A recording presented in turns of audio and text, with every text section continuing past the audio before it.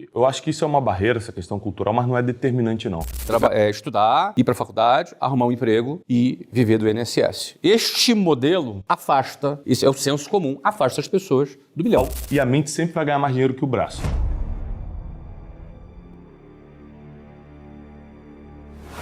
O que a sabedoria milenar nos ensina sobre riqueza? Falar só o que está dando certo há mais de 2000 anos. Que aí fica incontestável, né? A sabedoria milenar fala sobre riqueza. Ponto número 1, principalmente quem é religioso e está me assistindo, confunde muito riqueza com bênção divina, ou seja, Deus quis, Deus me abençoou. Só que, biblicamente, não é assim. A riqueza ela não está ligada inicialmente à bênção divina. É no final que isso entra. Inicialmente está ligada a algumas coisas. Ponto número 1, insubstituível e indiscutível na Bíblia, é obsessão e obstinação por aquilo que você quer. Ou seja, todo mundo na Bíblia, que a Bíblia coloca como riquíssimo, tipo, Abraão ficou riquíssimo. Isaac prosperou tanto que o rei da terra começou a perseguir por inveja. Jacó enriqueceu mais e mais e mais. Tem 3 vezes mais no mesmo versículo. José do Egito. Lembrando que eu estou falando de avô, filho, neto e bisneto. José, que era filho de Jacó, e Jacó era filho de Isaac, Isaac era filho de Abraão. José, no Egito, aos 30 anos assume o governo e prospera vendendo grãos. E se tornou o mais poderoso e rico da época. O único que vendia comida no mundo. O que tem entre eles em comum, e com todos os homens e mulheres que enriqueceram na Bíblia? Ponto número 1, todos eles queriam isso. Não tem nenhum que falou assim, caramba, do nada Deus me mandou um dinheiro aqui. Todos eles perseguiram, essa é a palavra, a riqueza. Perseguiram, eles eram obstinados. E aqui tem um ensinamento muito importante, porque Esaú ia para o trabalho braçal e Jacó ficava no trabalho mental, e a mente sempre vai ganhar mais dinheiro que o braço. Lembrando que na Bíblia dinheiro nunca foi de um dia para o outro, isso aqui é importante, tá? Desse processo aqui, dessa primeira negociação até ele botar a mão no primeiro dinheiro de verdade, foram 20 anos.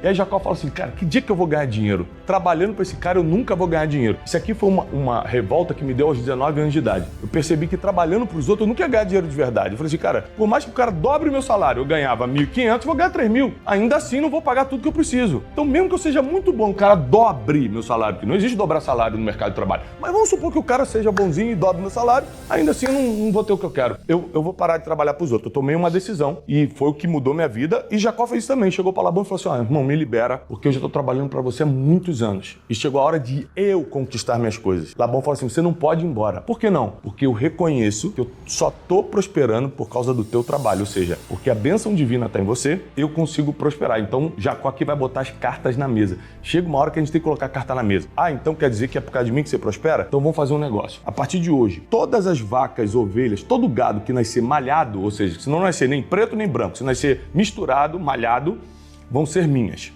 E aí, Labão no desespero, de novo aqui a estratégia vai vencer e a proposta de negócio. Apertou a mão, fechou o negócio. O que aconteceu? Como Labão ficava na casa e Jacó ia para o campo, Jacó ficava observando quem eram as vacas mais fortes, quem eram as ovelhas mais fortes e botava para cruzar perto de umas árvores que manchavam não é pele que se fala, né? A lã da ovelha, o pelo da vaca e do boi, e quase todos fortes começavam a nascer malhados e os fracos ele nem mexia. Então a Bíblia diz que em pouco tempo Jacó se tornou muito mais poderoso que Labão, porque o seu gado aumentou, seus servos aumentaram e ele conseguiu sua independência financeira e foi embora. E daí nasce a nação de Israel.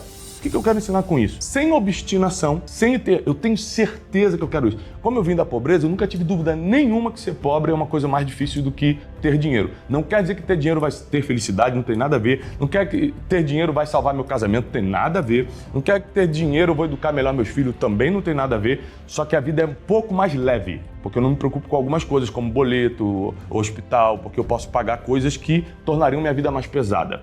Pessoas que não são obstinadas, obcecadas, elas não vão ganhar dinheiro. Segunda coisa é a mentalidade. A mentalidade, Jacó sempre teve. Eu vou ganhar, só que eu não sei como. Onde ele aprendeu a ganhar? Com o cara mais difícil da vida dele, o que mais enganou ele, Labão. Às vezes o sogro. Às vezes você está reclamando de pessoas difíceis na tua vida, mas é com elas, cara, que você sofre emocionalmente o suficiente para aprender. Porque nada ensina mais do que a dor. A dor é uma professora da escola da vida. E a gente não gosta de se sentar para aprender com a dor, a gente gosta de fugir da dor. E quando a gente foge da dor, a gente perde ensinamentos muito importantes. E outra coisa importante também é que Jacó, ele sabia administrar e multiplicar. E isso está totalmente ligado à saúde emocional. Aliás, isso é um dos sinais de quem tem propósito, é a tua conta bancária multiplicar e a tua rotina continuar. Ou seja, todo dia eu acordo de manhã, faço o meu devocional, minhas orações, arrumo meus filhos para a escola, como eu fiz hoje de manhã, vou para o escritório gravar Café com Destino, faço meu programa matinal e começo minhas atividades do dia. Se hoje entra 1 bilhão, eu fechei um negócio contigo e você dê mais um, me pagou 1 bilhão no negócio, 1 bi, amanhã eu estou fazendo a mesma coisa. Por quê? Porque para quem tem propósito de saúde emocional, o dinheiro só potencializa a minha missão de vida. É lógico que eu posso trocar de carro, pode ser que eu faça uma viagem um pouco mais chique no final do ano, mas eu não vou mudar minha rotina, que já é meu propósito, porque eu ganho mais dinheiro. Isso tudo a gente aprende na sabedoria milenar. E tem uma outra história muito antiga também, que mostra isso que você disse, que a mente ganha do braço, que envolve um filósofo pré-socrático, que era o Tales de Mileto, que é uma das mais antigas também uma negociação de opções, de derivativos. O Tales estava numa cidade onde todo mundo fazia comércio, Mileto era muito importante. Ele era filósofo. Aí os amigos dele, comerciantes, falavam: Tales, quem pode faz, quem não pode, filosofa. Aí o Tales pensou: então vou mostrar pra esses caras. O Aristóteles conta isso. Fala que o Tales, que conseguiu prever um eclipse naquela época, ele olhou através das estrelas e viu que a colheita de azeitonas seria muito mais forte do que o usual. Só ele sabia disso. Então ele pegou todas as economias, tomou risco, ele foi pra incerteza e ele alugou todas as prensas de azeitona, transformou a azeitona em azeite, da cidade de Mileto e de Quios, que era uma ilha em frente. E aí quando veio a colheita, veio realmente muito maior. Todo mundo queria transformar a azeitona em azeite. Quem estava com as prensas alugadas? O Tales. E ele alugou de novo, e esse pessoal ele ficou rico por conta dessa colheita. Ele mostrou: olha, quem filosofa também pode. Ou seja, a mente vai vencer o braço. Estratégia. Exato. Ou seja, o senso comum, ela pode ajudar ou atrapalhar também as pessoas, não é? Ou seja, a gente sempre sabe que tudo começa na nossa mente, no nosso comportamento, e depois a gente trabalha, realiza, o dinheiro é só uma consequência. E ainda pegando uma carona também daquilo que você disse, Caio, incerteza versus perspectiva. É uma questão cultural. Num país em que nós temos aí 18 milhões de pessoas se preparando para concursos públicos, são pessoas que estão buscando muito mais a segurança. E tá tudo certo, a pessoa querer ser funcionário público, não tem nenhum problema nisso. É diminuir a incerteza, né? Mas a pessoa está querendo diminuir a incerteza. Ou num modelo de ensino que te prepara para Enem, ou seja, tudo está fazendo você a se preparar para um Enem, no final das contas você escolher uma profissão para você trabalhar num lugar por 30 anos e depois viver do INSS. Ou seja, o cara entra na escola e ele começa a ser catequizado para um modelo que é estudar, ir para a faculdade, arrumar um emprego e viver do INSS. Este modelo afasta, isso é o senso comum, afasta as pessoas do milhão. As pessoas estão dentro deste modelo, são treinadas para esse modelo, ou seja, esse senso comum faz um treinamento mental nessas pessoas para que elas sigam esse modelo. Sair desse modelo não é fácil. Então nós temos uma questão estrutural, cultural, que afasta as pessoas da riqueza. Exato. Vocês têm a dizer sobre isso? Eu digo, primeiro, o cancelamento começa em casa. Geralmente, quando você decide um caminho completamente... Sair desse caminho. As primeiras condenações é de pessoas que você precisaria de apoio. Mas é porque se preocupam com a pessoa. Exato, porque cobrança da sociedade. A sociedade essa nos cobra. correlação, a A sociedade pessoa nos quer cobra. que você não entre numa zona de incerteza. Aí ela acaba Porque ela não quer que você sofra. neutralizando a tua perspectiva. Então, obviamente, as pessoas próximas a nós nos amam. Então, mas existem essas forças, você falou a parte cultural, então desde o apoio não acontece em casa. Ou quando eu falei para meus pais que eu ia ser vendedor, eu falei, porra. Então, É que principalmente minha mãe, Mas né? você fala tão cara pra isso.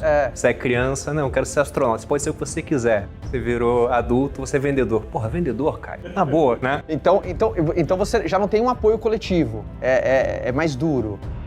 Então, eu principalmente entender que vai existir essa força magnética numa jornada diferente, existe uma força magnética que te puxa numa jornada diferente, deixa ainda mais apimentada a situação, né? Eu acho que isso é uma barreira, essa questão cultural, mas não é determinante, não. Não é porque tem uma filosofia de empreender no país que todo mundo vai empreender. Eu acredito que é o seguinte, ó, todo produto ou serviço tem um público-alvo, inclusive esse podcast. Para quem é esse programa? Esse programa é para quem já tem uma chama, um fogo no coração para eu vou mudar de vida. Se a pessoa fala assim, se você está assistindo a gente pensando assim, cara, o cara eu tô falando, que doideira, muito melhor passar para concurso público, isso não é para você. Por quê? Porque tem gente que já nasceu com um modelo que eu acho que não tem a ver só com a cultura, tem a ver com a pessoa. Cada um tem um destino. Eu acredito em destino, cada um tem um destino. Se todo mundo for empreender, quem vai estar servindo a gente aqui? Quem vai estar atrás dessa câmera? Mas eu vou discordar gentilmente, educadamente, Não, logicamente. gentilmente não. Ou é briga ou é nada. Vou discordar de você, gente. Botem as luvas. Pelo seguinte, eu fui funcionário público. Daqui dessa mesa, o Flávio foi também. também fui, Por isso. menos tempo, mas eu fui por 11 anos. Foi só por 2. E lá dentro, logo depois que eu passei, teve um tenente que foi meu instrutor, ele falou, olha, você acabou de fechar 2 portas na sua vida. A da pobreza, você nunca vai ser pobre, e também a da riqueza, vai ganhar a mesma coisa. Aquilo me impactou, eu falei, caramba, fechei 2 portas. Depois eu pensei, não, com investimento eu posso abrir a outra no futuro. Você tá discordando, mas no final das contas você vai... Não, calma aí, pô. Vamos lá. Então vamos lá. Saber por que que os outros do exército não ganharam o dinheiro que você ganhou. É, porque questão cultural, pô. Porque Mas várias por que você saiu da pessoas, cultura? várias pessoas muito brilhantes que eu conheço, alguns melhores oradores, por exemplo, que eu conheci, que poderiam impactar muita gente, nem tentam por conta da segurança do exército. E culturalmente foram destinados para lá porque aqui no Brasil o concurso público é muito bom. Se o Jeff Bezos nascesse no Brasil, ele teria criado a Amazon ou seria desembargador, promotor, juiz? É uma questão a ser perguntada. Se o Zuckerberg nascesse aqui, ele teria criado o Facebook ou ele seria fiscal de ISS de uma prefeitura ou ICMS de um estado? Então você tem uma parte cultural também que puxa e até uma visão ruim sobre venda aqui no Brasil. Porque venda é uma negociação voluntária que só acontece porque é boa para ambas as partes. Exato. Se você chega assim e fala, eu quero comprar água, eu falo, eu vou te vender, você compra porque entende que o seu dinheiro vale menos do que a água, eu te vendo porque entendo que o seu dinheiro para mim vale mais do que a água que eu tô vendendo. Então ambos ficam subjetivamente mais ricos. E tem gente que fala, criminoso isso, né? Cadê a regulação? Cadê o Estado? O que o Brunet falou é que a cultura não determina, não é? Só a cultura influencia. mas ela influencia, e é o que você está dizendo. Concordo. Ela influencia, claro, a cultura influencia e quando você está no meio, ele te influencia, o ambiente te influencia muito, mas ele não determina. A gente só evolui como sociedade, só evolui como cultura com a evolução da ciência e da educação. A gente investe muito pouco em ciência e educação, as pessoas não questionam. Então muita gente chega... O milhão à vida... vai ficando mais longe. A gente ouve falar, eu sou um dos que traz a proposta que deveríamos ter educação financeira nas escolas. Sim, antes da educação financeira, a empreendedora, que é provocar as pessoas a, na falta do emprego, crie o seu emprego. Mas antes da empreendedora, tem uma educação que ninguém debate, que é a sobrevivencialista. E se eu não tiver comida? Plante a sua comida. Se o Estado difundisse essas 3 opções que você colocou, em vez daquela única que é escola, faculdade, emprego e INSS, o sistema do INSS acabava de quebrar. E o Estado perde força. Só dando um exemplo desse ponto que você falou da importância da educação empreendedora, de educação financeira, eu fui um produto disso, porque eu estava formatado, eu fiz colégio militar, depois eu fui para academia militar, então eu seria militar. O que mudou a minha perspectiva foi ter acesso a, por exemplo, Casais de Inteligência Enriquecem Juntos, aos seus livros também, porque eu li e falei, caramba, dá pra fazer uma outra coisa. E aí veja, né, pelo aspecto cultural, eu era filho de militar também, então eu fui empurrado para uma certa direção, mas quando eu tive acesso a isso, eu tomei um caminho diferente. Claro, também, você foi pra Marinha, provavelmente você não pensava lá na 7ª série, 8ª série, Eu não pensava nada, eu fui expulso.